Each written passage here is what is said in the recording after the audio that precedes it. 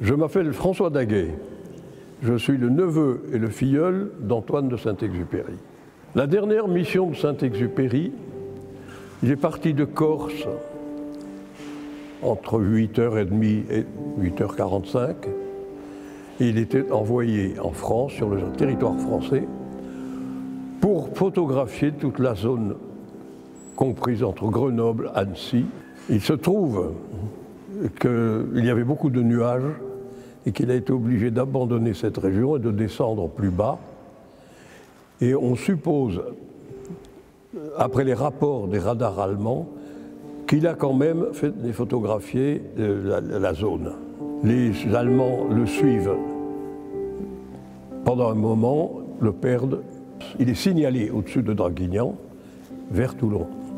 Pourquoi est-ce qu'il va à Toulon? Je suppose, c'est une supposition que nous avons, c'est que 31 juillet 1944, c'est le jour de sa mission, c'est à 15 jours du débarquement en Provence. Il sait qu'il va y avoir un débarquement là.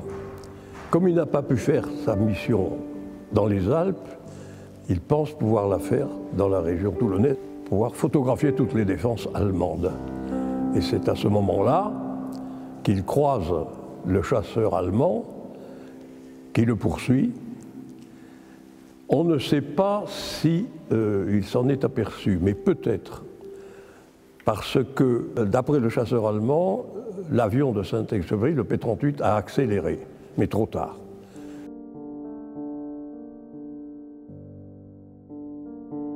Nous nous sommes posé la question très longtemps.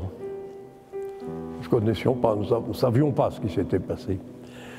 Et puis, nous avons fait des recherches. Nous avons découvert un jour, grâce à des amis allemands, le pilote qui avoue avoir abattu l'avion de Saint-Exupéry, le pilote, le P-38 de Saint-Exupéry. Donc, il m'a téléphoné, en français, encore, il parlait bien, et il m'a dit « Bonjour, vous êtes François Daguet? Oui, c'est moi, je suis Horst Tripper, c'est moi qui ai tiré sur l'avion, et Saint-Exupéry est mort, c'est dommage. » Je lui ai dit « Oui, c'est très regrettable, mais je voudrais vous rencontrer. » Il m'a dit « Entendu, je fais ce qu'il faut. » J'ai fait sa connaissance, je suis allé en Allemagne à Wiesbaden et je l'ai rencontré.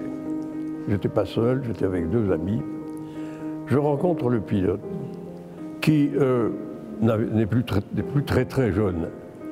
Je lui ai posé la question, je ne viens pas en ennemi, la guerre est finie, et je viens seulement pour que vous me disiez comment ça s'est passé. Comment ça s'est passé. Donc, il a été alerté, il a pris son avion, il s'est envolé, il a été à la recherche, et il le voit. Il le voit, et la suite, vous connaissez, il a été abattu, etc.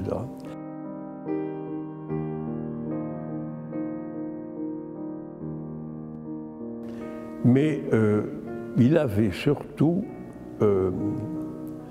une inquiétude quand je l'ai rencontré, parce qu'il ne savait pas très bien comment moi j'allais lui parler et ce que j'allais lui dire. Et je me suis dit, cet homme a peur. Ça m'a été confirmé après. En effet, il a répondu à mes questions d'une façon très nette, si vous voulez. Il n'y a pas eu d'hésitation. Qu'en effet, il avait poursuivi l'avion et il l'avait abattu. Mais que c'est gentil de sa part, il dit « si j'avais su que c'était Saint-Exupéry, je n'aurais pas tiré ». C'est sympathique, mais en effet, il ne pouvait rien savoir. Et je ne le regrette pas, d'ailleurs, je ne le regrette pas, parce que cet homme, sur un certain plan, pendant 50 ans, s'est dit « c'est moi qui ai tué Saint-Exupéry », ça devait quand même être lourd. Et moi, j'ai voulu le libérer de ça en lui disant « je ne vous en veux pas, la guerre est finie, vous avez fait la guerre, moi aussi, j'étais de l'autre côté. Donc, faisons la paix, et j'espère que cet homme a été soulagé et a fini sa vie calmement.